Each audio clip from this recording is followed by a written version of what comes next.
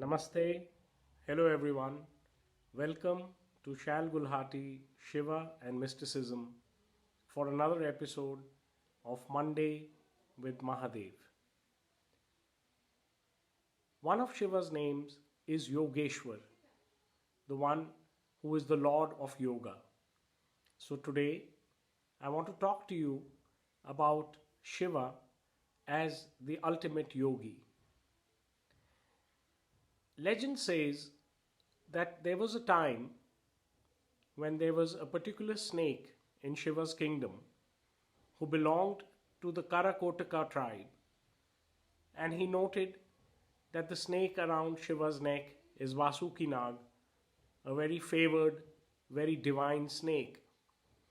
And this particular snake from the Karakotaka tribe asked Shiva if he could also rest on his neck for a few days, and Shiva agreed. And once this snake was on Shiva's neck, and Shiva was seated and giving spiritual discourse to his ganas and rishis and munis, he was giving gyan to all of them about self-realization. This snake was so near him, he was almost like a mic or a mouthpiece or a listening piece, and he heard everything with great intent and with great concentration. And then it was his turn to leave, and Vasuki came back to his own place. And then this snake was reborn as a man, and that man was called Patanjali, and he became a rishi, one who can see divine things and then who can later pass them on so that others may benefit. And it is to Rishi Patanjali that we accredit the Ashtanga Yoga, which is the foundation of all the yogas that we hear about. When we hear about Power Yoga, or when we hear about Bikram Yoga, or when we hear about any other yoga, anything, all the modern lovely innovations, the base is always Ashtanga Yoga. And Ashtanga means, Ashta means 8, and Anga means limb, like an arm or a leg.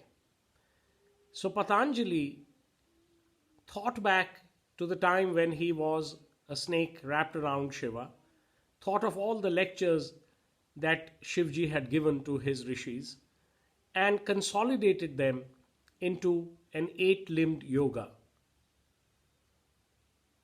And briefly, the limbs of those yoga are in a graded way, and they take the aspirant from where he is at a gross human level, physical level, slowly up a very ethereal ladder into a universal consciousness. So Ashtanga Yoga begins with yamas, and yamas are the do nots, the restraints or the constraints. It's pretty amazing that when we are to be taught something, we are first taught what not to do. And there's a reason for this. You see, when we are being taught yoga, it is assumed that we want to have a detox of all the matter that we have learned in our worldly life, which is no longer required. So we begin with things which are don'ts. Do not steal, do not be covetous, do not hoard, and things like that. This is pretty much like a gardener. When he plants a sapling, he quickly makes a fence around it so that when the sapling is young and tender, a cow or a stray goat or a sheep must not come and eat it up. Similarly, Ashtanga Yoga realizes that we need to have yama, constraints, so that we do not fall back into very worldly ways and are not eaten up by a wrong desire or a wrong propensity. After that, we have niyama, Now that we are told what not to do, the masters decide they might as well tell us what to do as a code of conduct. And niyam means the right way to do things, the do's. And here the aspirant is told to be truthful, to be clean, to study the texts, to surrender to God, and so on. Next, we have asana, which is something that almost everybody mistakes the whole of yoga for. Asana is actually seat, and it can be seat like this, which is sukhasana, the easy posture, or padmasana, or it can be some very different asanas which are copied from nature. We can have a peacock asana, we can have a lion asana, and things like that. How a lion sits, and that's good for such and such thing, and how a peacock stands, that's good for such and such thing. But asana is only a seat, it is not the whole of yoga. Yoga means to conjoin with Supreme Consciousness. So we have to go on from asana. And the next step is pranayama. Pran is the vital breath, the incoming and outgoing breath. And the masters tell us that unless we learn how to control our breath, we don't really have control on our actions, reactions, and emotions. You may have noticed that when we are excited by anything, whether it is joy or anger or extreme grief, our breath goes wayward. When we are very angry, we don't breathe properly. And the law of attraction is such that when our breath is wayward, we are bound to get excited or angry or some such negative thing which is not desired. So pranayama is a series of exercise to control the breath. Breathe in from one nostril, breathe out from the other, breathe in deep from the stomach, breathe out from some other place. Think of your breath in your head, and more technical things. After this, the fifth limb is pratyahar. Pratyahar means now that you have been seated in a posture and you are controlling your breath, reining it in, reining a wild horse inside, then you need to stop negative thinking. You need to stop thoughts altogether, but that is just a theory. It's not really possible to do. We cannot always stop our thoughts. And in fact, when we try to stop them, they happen more. And they become like monkeys jumping from one branch to another.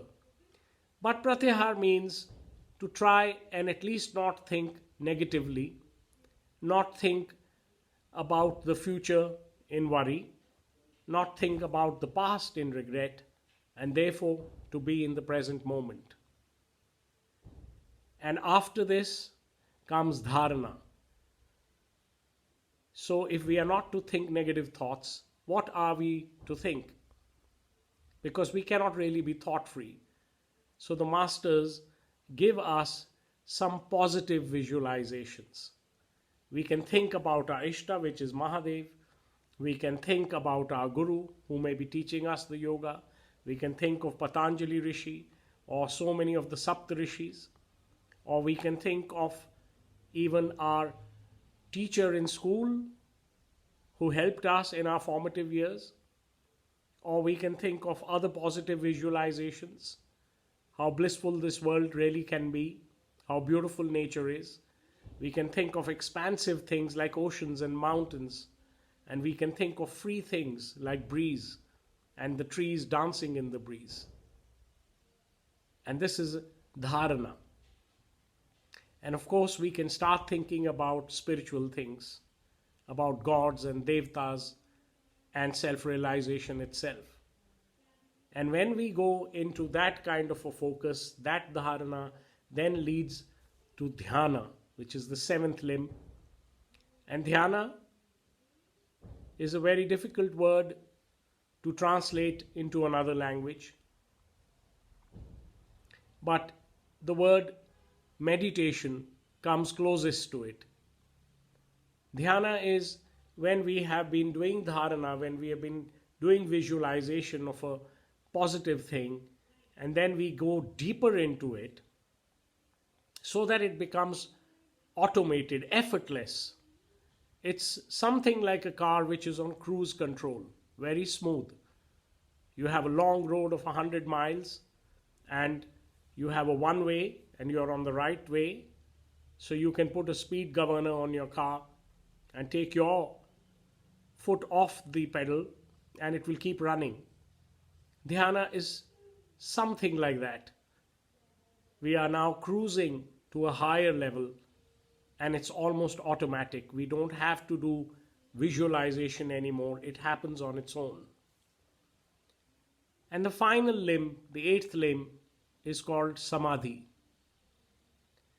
And if dhyana is difficult to explain, samadhi is even more difficult to explain, because samadhi is the merger of the individual consciousness into the universal consciousness. It is the ultimate altered state of consciousness, the supra-conscious state, that which is called self-realization or enlightenment or atma vyapti. When your soul reveals itself to you, when you know that everything in this whole manifest creation is made of the same one consciousness that you are. And after samadhi, the yogi is back into his own body, because for the time of samadhi you lose body consciousness, you lose mind consciousness. There is no feeling of the body and there is no thought, but there is a supreme consciousness. There is an isness which is you. So this is a little difficult to describe, because consciousness itself is not that which we can see, but with which we see. It is not that which we can touch or feel, but with that with which we touch and feel. So the rishis have an expression for this eighth limb, for the samadhi, and they call it Sat Chit Ananda. Sat means truth, Chit means consciousness, and Ananda means bliss. Consciousness, when it finally comes to know itself as the truth, gets blissed. And that completes the process of the eight-limbed yoga that Patanjali tried to teach us. And all this has come from the Yogeshwar Mahadev. And this is one form. Ashtanga Yoga is one form, which I said is the basis of many yogas around the world. But Shiva has taught some different aspects and some different facets in his revelations to the rishis of Kashmir. He's taught the Shiv Sutras, he's taught the Pratyabhigya, your self-recognition, he's taught the Bodh Panchadasika. Of course, these have come to us from other authors like Abhinav Gupta and Vasu Gupta and Somananda and Utpal. But basically, the ultimate teacher is Mahadev, just like the Ashtanga Yoga has come from Patanjali, but he learnt it from Mahadev in a previous birth when he was just a snake of the Karakotaka tribe. So this was a little take on Shiva the Yogi. I hope you will subscribe to this channel and see us again on Monday, and I will be here with yet another story about Mahadev. Om Namah Shivaya.